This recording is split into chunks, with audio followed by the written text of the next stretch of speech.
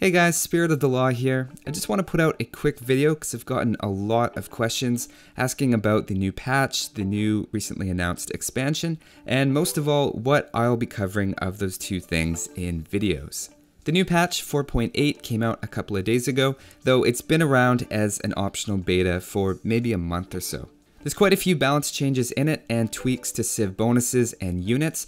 I do think a video detailing all of them would be a bit overwhelming, both on my end in terms of testing, as well as just an information overload for you guys. A few of the videos are going to have to be amended because the changes throw off all the numbers, but in general I think the best thing would be to address changes as they come up and are relevant in specific video topics. A lot of the changes relate to African Kingdom civilizations and bringing them back down a bit, which I've partly been expecting to happen since the release a year ago, and is mostly why I've held off on Civ overviews on them. If you take a closer look, a lot of the balance adjustments are relatively small, and in general I like a lot of them.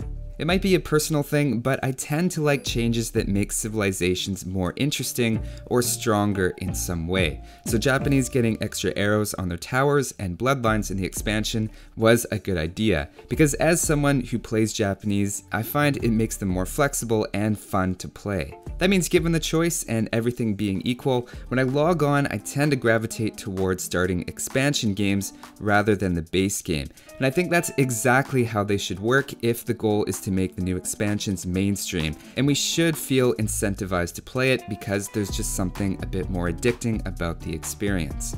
In that sense, I think a lot of what they did helps toward that goal. For example, the Aztecs getting the demo raft makes them more useful in the new water balance. I like the Tarkans getting more pierce armor to help them out as a raiding unit, and giving Teutonic Knights and Boyars a bit of extra speed is, I'm sure, going to be popular with people who play those civilizations.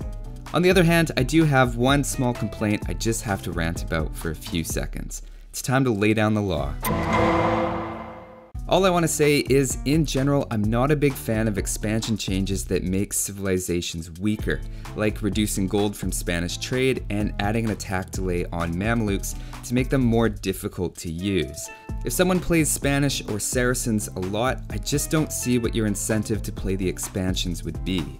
I get that it's about luring competitive players by making the game more balanced, but I guess my thought on that would be that the pro player scene doesn't keep the player base around. The player base and the whole community is what the pros depend on. So the focus of any changes should be on the greater community and what's going to make a civilization more fun for the average person to play. I definitely understand the other side, and that an imbalanced game isn't fun to play either, and to that extent I don't have an issue with arrow slits being nerfed if people were feeling it made games too predictable.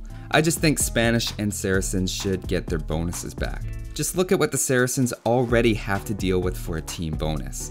I think they've suffered enough.